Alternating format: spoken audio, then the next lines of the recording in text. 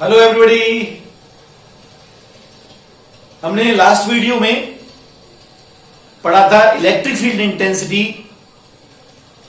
Due to uniformly charged spherical shell, यानी spherical shell के कारण से इलेक्ट्रिक फील्ड इंटेंसिटी को डिटरमाइन किया था और वो रिजल्ट्स भी आपके पास थे। तो पहले तो उसमें कुछ एक्स्ट्रा बातें मैं आपको बताना चाहूंगा। कई बार आपको भ्रमित किया जा सकता है, क्वेश्चन में चेंज लाया जा सकता है, तो उसका आंसर आप कैसे देंगे ये बात मैं आपको बताऊंगा और उसके बाद नया एप्लीकेशन हम करने वाले हैं। ओके, तो यहां पर हमारे पास ये था स्फेरिकल शेल, ये तो था स्फेरिकल शेल। इस स्फेरिकल शेल में यहां पे क्यू चार्ज डिस्ट्रीब्यूट था, ये क्यू चार्ज है, स्मॉल क्यू चार्ज मैंने ले लिया और ये ओ सेंटर और रेडियस इसकी कैपिटल आर रेडियस। ओके, अब जब यहां पे क्यू चार्ज इसकी सरफेस पर डिस्ट्रीब्यूटेड, सेल ही तो है, सेल मींस खोखला गोला, स्फेरिकल शेल। तो स्फेरिकल शेल के लिए जब आपको कैलकुलेट करना है इलेक्ट्रिक फील्ड इंटेंसिटी, तो क्या आंसर आया था हमारे पास। तो इलेक्ट्रिक फील्ड इंटेंसिटी जब आपने डिटरमाइन किया था तो यहां पे हमारे पास एक तो निकाला था हमने E आउट, आंसर आया था 1/4πε0 Q/r²। एक तो ये था फर्स्ट पॉइंट, आउट का मतलब हुआ small are is greater than capital R, इस पॉइंट के लिए। सेकंड हमने डिटरमाइन किया था surface, small are is equal to capital R, तो आप लिखते थे E surface is equal to 1/4πε0 Q/r²। Second point हमारे पास ये आया था। और थर्ड पॉइंट की बात करें, third point small are is less than capital R, ये तो आपके पास ई इन ये आया था 0, ई इन की वैल्यू 0 थी। ओके, ये आपके पास थर्ड पॉइंट आया था। तो तीनों पॉइंट हम डिटरमाइन कर चुके हैं ऑलरेडी। अब मैं इसमें एक्स्ट्रा क्या बताने वाला हूं भाई, यहां पे चार्ज का डिस्ट्रीब्यूशन है सरफेस पे, तो सरफेस चार्ज डेंसिटी तो हम डिटरमाइन कर सकते हैं। सरफेस चार्ज डेंसिटी कितनी है इसको डिटरमाइन किया जा सकता है। Charge distributed per unit area is known as surface charge density. तो एरिया का हमें मालूम है 4πr², तो यहां पे कहूंगा surface charge density, surface charge density sigma से रिप्रेजेंट करते हैं, is equal to Q/4πr², number 1 ऐसे कह दिया। अब बाई चांस आपसे ये जो रिजल्ट है, क्वेश्चन तो यही पूछा लेकिन प्रूव नहीं कर, आपको ये डिटरमाइन नहीं करने को नहीं कहा, ड्राइव करने को नहीं कहा, आपसे कहते प्रूव दैट, और प्रूव के लिए आंसर ये नहीं लिखा, आपको ये नहीं लाना है, ये नहीं लाना है, आपको आंसर लाना है सिग्मा के पदों में, सिग्मा के टर्म्स में, in terms of sigma. Surface charge density के टर्म्स में आपसे कह दिया। अब आप कहेंगे ये पता नहीं कहां से आ गया, ये कैसे आ गया भाई, यहां पे सरफेस पर डिस्ट्रीब्यूटेड था तो सरफेस चार्ज डेंसिटी तो हमें मालूम पड़ेगी। अब सरफेस चार्ज डेंसिटी के टर्म्स में वो आपसे आंसर चाह रहा है, तो ऐसी कंडीशन में आप क्या करने वाले हो, सरफेस चार्ज डेंसिटी के टर्म्स में लाने के लिए क्या करोगे, तो फिर यहां पे Q की वैल्यू मैं आपसे पूछूं तो आप कहेंगे और Q इज इक्वल टू आएगा 4πr² इंटू सिग्मा, ये Q की वैल्यू आएगी। ओके, तो जब हमें सिग्मा के टर्म्स में लाना पड़े तो Q की वैल्यू ये वाली पुट करनी है, ठीक है। तो Q की वैल्यू जब ये वाली पुट कर दोगे तो आपको आंसर मिल जाएगा। क्लियर हो गया।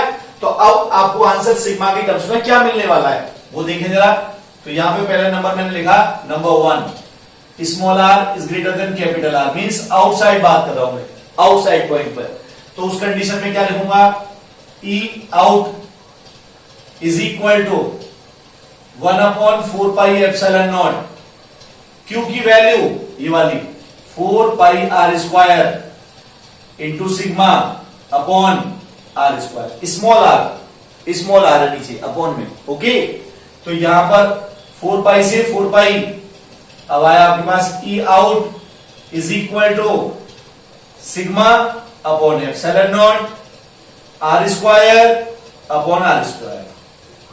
It will be the answer. ये सिग्मा के टर्म्स में आएगा। क्लियर हो गया? तो सिग्मा के टर्म्स में कभी दे दे आपको और कहे तो यही आपको आंसर लिखना है। ठीक है, अब सरफेस पे सेकंड पॉइंट बात करें। Second, R is equal to capital R, surface पे बात कर रहे हैं। तो सरफेस पे निकालने के लिए क्या होगा? आप कहेंगे ये सरफेस का आंसर था, तो आप कहेंगे E surface is equal to 1/4 pi epsilon nought, Q की value 4 pi r square sigma upon r square. Okay, तो 4 पाई से 4 पाई, आर स्क्वायर से आर स्क्वायर, तो ई एस कितना आया?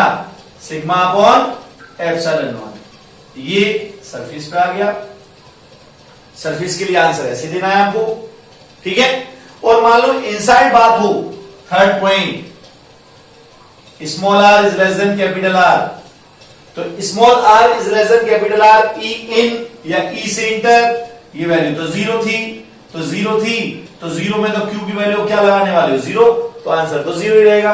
तो इसमें नो चेंज, ये एज इट इज रहेगा, इसमें कोई चेंज नहीं होगा। Is it clear? तो कभी आपको अगर ये भ्रमित करने के लिए एग्जाम में ऐसा क्वेश्चन दे देते हैं कभी कभी, तो आपको फिर ये समझना है कि हमें सिग्मा के टर्म्स में लाने के लिए क्यू की वैल्यू को पुट करना होगा। ओके, तो it will be the answer. ये आपके पास आंसर मिल गया सिग्मा के टर्म्स में। अब फिफ्थ एप्लीकेशन, फिफ्थ एप्लीकेशन में क्या होता है? गॉस लॉ का फिफ्थ एप्लीकेशन, यहां पे नंबर 5 मैं लिख देता हूं। नंबर 5 क्वेश्चन क्या है? इलेक्ट्रिक फील्ड इंटेंसिटी यही निकालना है ड्यू टू यूनिफॉर्मली चार्ज्ड, अब स्फेरिकल शेल नहीं, conducting sphere, conducting sphere, conducting sphere, ये कंडक्टिंग स्फीयर। ओके, तो जब बात कंडक्टिंग स्फीयर की कहे फिफ्थ एप्लीकेशन में, तो आपको क्या लिखना है? 2 लाइनें लिखनी है शुरुआत में। क्या लिखोगे आप? आप कहेंगे कि when charge is given to the conductor, जब किसी कंडक्टर को हम चार्ज देते हैं, when charge is given to the conductor then whole charge is distributed over its surface. कहां पर डिस्ट्रीब्यूट होता है? जो चार्ज हम उसको देंगे स्फीयर को, वो कहां पर डिस्ट्रीब्यूट होगा? उसकी सरफेस पर डिस्ट्रीब्यूट होता है। अब आप सोच रहे होंगे क्यों, ऐसा क्यों?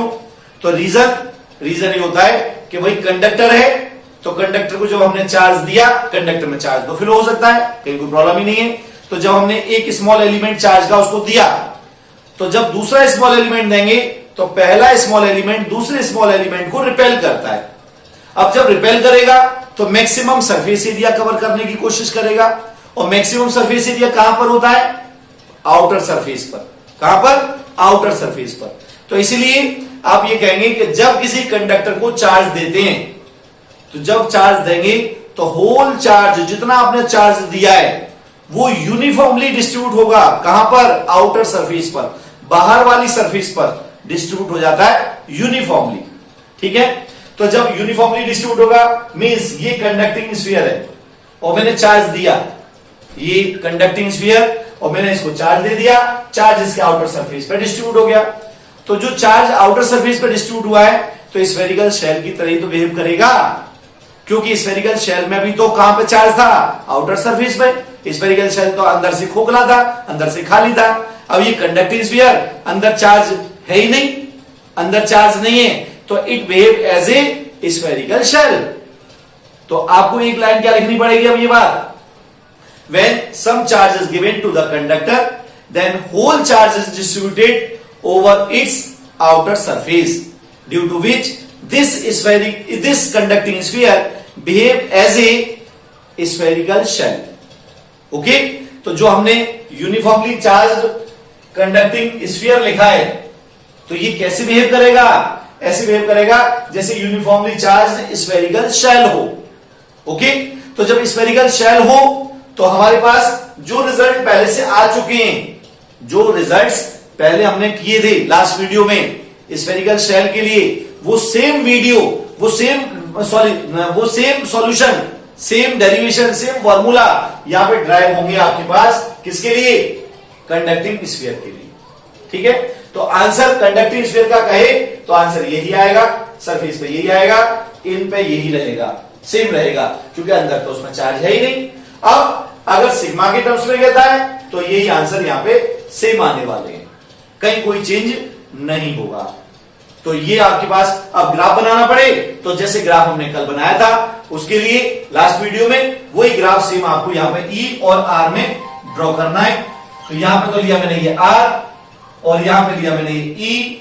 तो यहां पे जब आप ग्राफ बनाओगे तो यहां से लेकर के यहां तक R is equal to capital R तक, तो यहां पे तो बनाओगे डार्क लाइन ये वाली, क्योंकि r is less than capital R, E in, और ई इन की वैल्यू 0 होती है। सर्विस में बनाओगे मैक्सिमम, यहां पे मैक्सिमम और बाहर घटती हुई लगातार, तो ई आउट प्रोपोर्शनल टू 1/r², तो it will be the maximum. E S ये मैक्सिमम होती है, सरफेस में जो वैल्यू है ये वाली वैल्यू है और ये सरफेस की वैल्यू मैक्सिमम होती है। तो ग्राफ आपका वही कल वाला वापस रिपीट होगा। ओके, तो यहां तक के लिए थैंक यू। नेक्स्ट वीडियो हम पढ़ेंगे अब कल।